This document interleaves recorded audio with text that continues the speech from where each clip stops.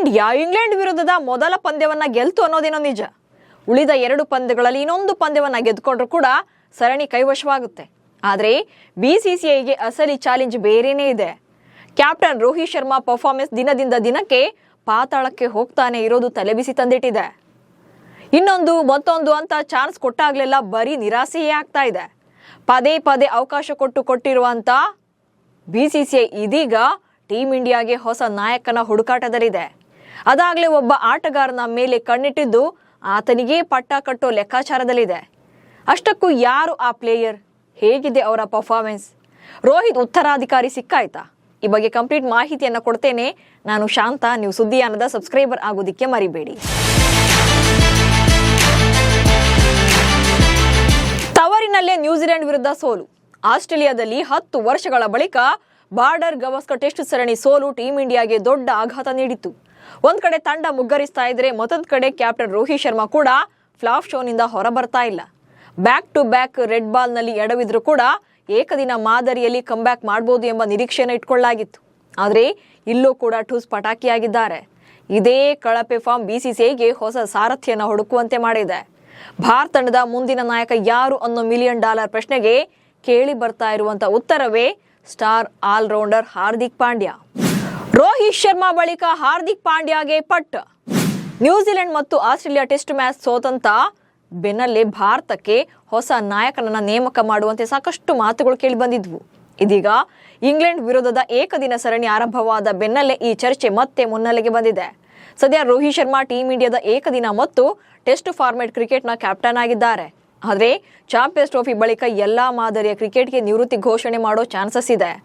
ಹಾಗೇನಾದ್ರೂ Rohit Sharma retirement ತಗೊಂಡ್ರೆ ಪಾಂಡ್ಯ ಹೆಗಲಿಗೆ ನಾಯಕನ ಜವಾಬ್ದಾರಿಯನ್ನು ನೀಡಬಹುದು. ಹಾಗಂತ ಇದರಲ್ಲಿ ಅಚ್ಚರಿ ಪಡುವಂಥದ್ದು ಏನೂ ಇಲ್ಲ. ಹಾಗೆ ನೋಡ್ಕೊಂಡ್ರೆ ಕ್ಯಾಪ್ಟನ್ಸಿಗೆ ಪಾಂಡ್ಯ ಹೆಸರು ಹಿಂದಿನಿಂದಲೂ ಕೂಡ ಕೇಳಿ ಬರ್ತಾನೆ ಇದೆ. ಅದರಲ್ಲೂ T20 ವಿಶ್ವಕಪ್ ಗೆದ್ದ ಬಳಿಕ ಪಾಂಡ್ಯನೇ T20 ಕ್ಯಾಪ್ಟನ್ ಎನ್ನಲಾಗಿತ್ತು. ಆದರೆ ಲಾಸ್ಟ್ ಮೂಮೆಂಟ್ನಲ್ಲಿ ನಾಯಕತ್ವ ಸೂರ್ಯಕುಮಾರ್ ಯಾದವ್ ಅವರ ಪಾಲಾಯಿತು. 2 ವರ್ಷಗಳ ಹಿಂದೆಯೇ ಪಾಂಡ್ಯ ಭಾರತ ತಂಡದ ವೈಸ್ ಕ್ಯಾಪ್ಟನ್ ಆಗಿದ್ರು. ಬಟ್ ಲಾಸ್ಟ್ ಇಯರ್ ಫಿಟ್ನೆಸ್ ಮತ್ತು ಬೇರೆ ಬೇರೆ ಕಾರಣಗಳಿಗಾಗಿ ಪಾಂಡ್ಯರನ್ನ ಉಪನಾಯಕನ ಸ್ಥಾನದಿಂದಲೂ ಕೂಡ ಕೆಳಗಿಳಿಸಲಾಗಿತ್ತು. ಕಮ್ ಬ್ಯಾಕ್ ಮಾಡದೇ ಇದ್ರೆ ರೋಹಿತ್ಗೆ ಬಾಗಿಲು ಬಂದ್. ಟೀಂ ಇಂಡಿಯಾ T20 ಫಾರ್ಮೆಟ್ ನಲ್ಲಿ ಸೋಲೇ ಇಲ್ಲದೆ ಮುನ್ನುಗ್ತಾ ಇದ್ರು ಕೂಡ ಏಕದಿನ ಮತ್ತು ಟೆಸ್ಟ್ ಸರಣಿಗಳಲ್ಲಿ ಮಾತ್ರ ಭಾರತ ತಂಡದ ಪ್ರದರ್ಶನ ಸ್ಥಿರವಾಗಿಲ್ಲ. ಇದೀಗ ನಡೀತಾ ಇರುವಂತ ಭಾರತ ಮತ್ತು ಇಂಗ್ಲೆಂಡ್ ಏಕದಿನ ಸರಣಿ ಮತ್ತು ಮುಂಬರುವ ICC ಚಾಂಪಿಯನ್ಸ್ ಟ್ರೋಫಿ ಟೂರ್ನಿಗಳ ಪ್ರದರ್ಶನದ ಕಡೆಗೆ ಎಲ್ಲರ ಗಮನ ಇದೆ. ಹಾಗೆ ಭಾರತ ತಂಡದ ಪ್ರದರ್ಶನ, ಅದರಲ್ಲೂ ಕೂಡ ನಾಯಕ ರೋಹಿತ್ ಶರ್ಮಾ ಅವರ ಪ್ರದರ್ಶನದ ಮೇಲೆ ಬಿಸಿಸಿಐ ನಿಗಾ ಕೂಡ ಇಟ್ಟಿದೆ. ಈಗಾಗಲೇ ಮೊದಲನೇ ಏಕದಿನ ಪಂದ್ಯದಲ್ಲಿ ರೋಹಿತ್ ಶರ್ಮಾ ನಿರಾಸೆ ಮೂಡಿಸಿದ್ದಾರೆ. ಒಂದ್ ವೇಳೆ ರೋಹಿತ್ ಈಗಲೂ ಕೂಡ ಫಾರ್ಮ್ಗೆ ಮರಳೋಕೆ ಸಾಧ್ಯವಾಗದೇ ಇದ್ರೆ ಶಾಶ್ವತವಾಗಿ ರಾಷ್ಟ್ರೀಯ ತಂಡದ ಬಾಗಿಲು ಅವರಿಗೆ ಮುಚ್ಚೋದು ಗ್ಯಾರಂಟಿ ಆಗಲಿದೆ. ಈ ಬಗ್ಗೆ ಈಗಾಗಲೇ ಬಿಸಿಸಿಐ ಮತ್ತು ರೋಹಿತ್ ಶರ್ಮಾ ನಡುವೆ ಕೂಡ ಮಾತುಕತೆಗಳು ನಡೆದಿರೋದಾಗಿ ವರದಿ ಕೂಡ ಆಗಿದೆ. ಭವಿಷ್ಯದ ನಾಯಕನನ್ನ ಹುಡುಕುವ ಅನಿವಾರ್ಯತೆಯಲ್ಲಿ ಬಿಸಿಸಿಐ. ಇಲ್ಲಿ ರೋಹಿತ್ ಶರ್ಮಾ ಫಾರ್ಮ್ಗೆ ಬರ್ತಾರೆ ಇಲ್ಲ ಅನ್ನೋದಕ್ಕಿಂತ ಭಾರತ ತಂಡಕ್ಕೆ ಹೊಸ ನಾಯಕನನ್ನ ನೇಮಿಸೋದು ಬಿಸಿಸಿಐಗೆ ಅನಿವಾರ್ಯ ಕೂಡ ಆಗಿದೆ. ಟೀಂ ಇಂಡಿಯಾ ಮ್ಯಾನೇಜ್ಮೆಂಟ್ ಭವಿಷ್ಯದ ನಾಯಕನನ್ನ ಹುಡುಕಬೇಕಾದಂತ ಒತ್ತಡದಲ್ಲೂ ಕೂಡ ಇದೆ. ಸದ್ಯ ಶುಭ್ಮನ್ ಗಿಲ್ ಅವರು ತಂಡದ ಉಪನಾಯಕನಾಗಿದ್ರು ಕೂಡ ಅದು ಕೋಚ್ ಗೌತಮ್ ಗಂಭೀರ್ ಅವ್ರಿಗೆ ಇಷ್ಟದಂತೆ ಆಗಿಲ್ಲ. ಯಾಕಂದ್ರೆ ಗಂಭೀರ್ ಆಯ್ಕೆ ಪಾಂಡ್ಯ ಆಗಿದ್ರು ವೈಸ್ ಕ್ಯಾಪ್ಟನ್ಸಿಗೆ. ಹಾರ್ದಿಕ್ ಪಾಂಡ್ಯ ಅವರೇ ಉಪನಾಯಕನಾಗಬೇಕು ಅಂತ ಗಂಭೀರ್ ಸಾಕಷ್ಟು ಸಲಹೆ ಹೇಳಿದ್ರು. ಆದ್ರೆ ಶುಭ್ಮನ್ ಗಿಲ್ ಅವರೇ ವೈಸ್ ಕ್ಯಾಪ್ಟನ್ ಆಗಬೇಕು ಅಂತ ರೋಹಿತ್ ಶರ್ಮಾ ಅವರು ಪಟ್ಟು ಹಿಡಿದಿದ್ರು. ಜೊತೆಗೆ ರೋಹಿತ್ ಮಾತಿಗೆ ಆಯ್ಕೆ ಸಮಿತಿ ಅಧ್ಯಕ್ಷರಾಗಿರುವಂತ ಅಜಿತ್ ಅಗರ್ಕರ್ ಕೂಡ ಬೆಂಬಲವಾಗಿ ನಿಂತಿದ್ರು. ಹೀಗಾಗಿ ಗಂಭೀರ್ ನಿಲುವಿಗೆ ಹಿನ್ನಡೆಯಾಯಿತು. ರೋಹಿತ್ ಅವರ ಕೈ ಮೇಲಾಯಿತು. ಅತ್ತ T20 ತಂಡದಲ್ಲೂ ಕೂಡ ಹಾರ್ದಿಕ್ ಬದಲಿಗೆ ಅಕ್ಷರ್ ಪಟೇಲ್ ಅವರನ್ನ ಉಪನಾಯಕನನ್ನಾಗಿ ನೇಮಿಸಲಾಯಿತು. ಟೀಂ ಇಂಡಿಯಾದಲ್ಲಿ ಇಷ್ಟೆಲ್ಲ ಬದಲಾವಣೆಗೆ ಕಾರಣ IPL ನಲ್ಲಿ ಮುಂಬೈ ಇಂಡಿಯನ್ಸ್ ತಂಡದೊಳಗಿನ ಅಸಮಾಧಾನದ ಅಲೆ ಅನ್ನೋ ಮಾತಿದೆ. IPL ನಲ್ಲಿನ ಜಿದ್ದು ಟೀಂ ಇಂಡಿಯಾದಲ್ಲಿ ಆಯ್ಕೆಗಳ ಹಿಂದೆಯೂ ಕೂಡ ಕೆಲಸ ಮಾಡ್ತಿದೆ ಅನ್ನುವಂತ ಆರೋಪ ಇದೆ. ಚಾನ್ಸ್ ಮಿಸ್ ಆಗ್ತಿದ್ರು ಫಾರ್ಮ್ ಕಳೆದುಕೊಳ್ಳದ ಪಾಂಡ್ಯ. ಇಲ್ಲಿ ಹಾರ್ದಿಕ್ ಪಾಂಡ್ಯ ಬಗ್ಗೆ ಎಲ್ರಿಗೂ ಕೂಡ ಇಷ್ಟ ಆಗ್ತಿರೋ ಫ್ಯಾಕ್ಟರ್ ಇದೆ. ನಾಯಕತ್ವ ಸಿಗ್ಲಿಲ್ಲ, ವೈಸ್ ಕ್ಯಾಪ್ಟನ್ಸಿ ಅಂತೂ ಹೋಯ್ತು, ಮತ್ತೊಂದು ಕಡೆ ಪರ್ಸನಲ್ ಲೈಫ್ ಕೂಡ ಸರಿ ಇಲ್ಲ, ಅದು ಬಿಡಿ, ಅದು ಬೇರೆ ವಿಚಾರ. ಆದರೆ ಪಾಂಡ್ಯ ಯಾವತ್ತೂ ಕೂಡ ಆಟದಲ್ಲಿ ಫಾರ್ಮ್ ಕಳ್ಕೊಂಡಿಲ್ಲ. T20ಯಲ್ಲಿ ಸೂರ್ಯಕುಮಾರ್ ಯಾದವ್ ತಂಡವನ್ನು ಸಮರ್ಥವಾಗಿ ನಿಭಾಯಿಸುತ್ತಿದ್ದಾರೆ ಅನ್ನೋದೇನೋ ನಿಜ. ಅಂದ್ರೆ ಒಬ್ಬ ಕ್ಯಾಪ್ಟನ್ ಆಗಿ ಏನು ಮಾಡಬೇಕು ಅದೆಲ್ಲವನ್ನು ಮಾಡ್ತಾನೆ ಇದ್ದಾರೆ. ಆದ್ರೆ ವೈಯಕ್ತಿಕವಾಗಿ ಬಿಗ್ ಇನ್ನಿಂಗ್ಸ್ ಅನ್ನ ಕಲೆ ಹಾಕೋಕೆ ಆಗ್ತಾನೆ ಇಲ್ಲ. ಅತ್ತ ಏಕದಿನ ತಂಡದ ಉಪನಾಯಕನಾಗಿರುವಂತ ಶುಭ್ಮನ್ ಗಿಲ್ ಕೂಡ ಫಾರ್ಮ್ ಕೂಡ ಸ್ಥಿರವಾಗಿಲ್ಲ. ಆದ್ರೆ ಪಾಂಡ್ಯ ಬೆಟರ್ ಪರ್ಫಾರ್ಮೆನ್ಸ್ ಕೊಡ್ತಾನೆ ಇದ್ದಾರೆ. ಇದೇ ಕಾರಣಕ್ಕೆ ಹಾರ್ದಿಕ್ ಪಾಂಡ್ಯ ಅವರಿಗೆ ಈ ಹಿಂದೆ ಕೂಡ ತಂಡದಲ್ಲಿ ಅನ್ಯಾಯ ಆಗ್ತಿದೆ ಅಂತ ಪ್ರಧಾನ ಕೋಚ್ ಗೌತಮ್ ಗಂಭೀರ್ ಜೊತೆಗೆ ಬಿಸಿಸಿಐನ ಕೆಲ ಪದಾಧಿಕಾರಿಗಳು ಕೂಡ ಹೇಳಿದ್ರು. ಈಗಲೂ ಕೂಡ ಬಹಳಷ್ಟು ಮಂದಿಗೆ ಹಾರ್ದಿಕ್ ಫಾರ್ಮ್ ಬಗ್ಗೆ ಖುಷಿ ಇದೆ, ನಾಯಕತ್ವದ ಬಗ್ಗೆ ಭರವಸೆ ಕೂಡ ಇದೆ.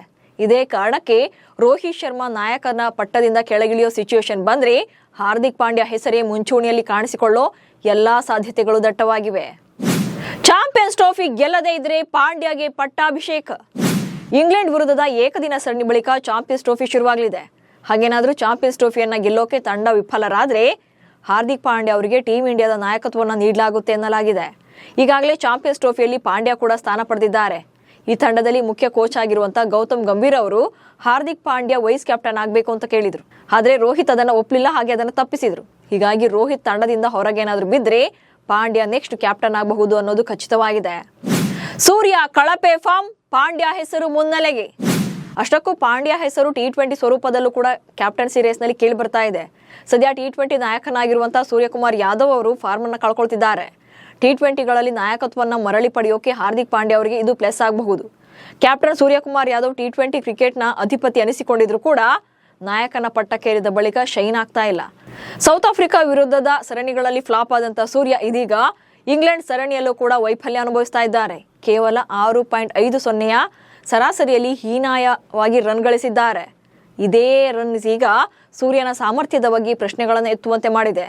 ಹೀಗೆ ಮುಂದಿನ ದಿನಗಳಲ್ಲಿ ಕಳಪೆ ಪ್ರದರ್ಶನ ನೀಡಿದರೆ ಸೂರ್ಯಕುಮಾರ್ ಯಾದವ್ ನಾಯಕತ್ವದಿಂದ ಕೆಳಗಿಳಿಯೋ ಸಾಧ್ಯತೆ ಇದೆ. ಅಲ್ಲದೆ ಸೂರ್ಯಕುಮಾರ್ ಯಾದವ್ ಅವರು ಇಂಗ್ಲೆಂಡ್ ವಿರುದ್ಧದ 5 ಪಂದ್ಯಗಳ T20 ಸರಣಿಯಲ್ಲಿ ಕೇವಲ 28 ರನ್ಗಳನ್ನು ಕಲೆ ಹಾಕಿದ್ರು. ತಂಡದಲ್ಲಿ ಅವರ ಸ್ಥಾನದ ಬಗ್ಗೆ ಇದೀಗ ಹಲವು ಅಭಿಪ್ರಾಯಗಳು ಕೇಳಿ ಬರ್ತಾ ಇವೆ. ಹಾರ್ದಿಕ್ ಕಳೆದ ವರ್ಷ T20 ವಿಶ್ವಕಪ್ನಲ್ಲಿ ರೋಹಿತ್ ಕ್ಯಾಪ್ಟನ್ ಆಗಿದ್ರೆ ಇವರು ವೈಸ್ ಕ್ಯಾಪ್ಟನ್ ಆಗಿದ್ರು.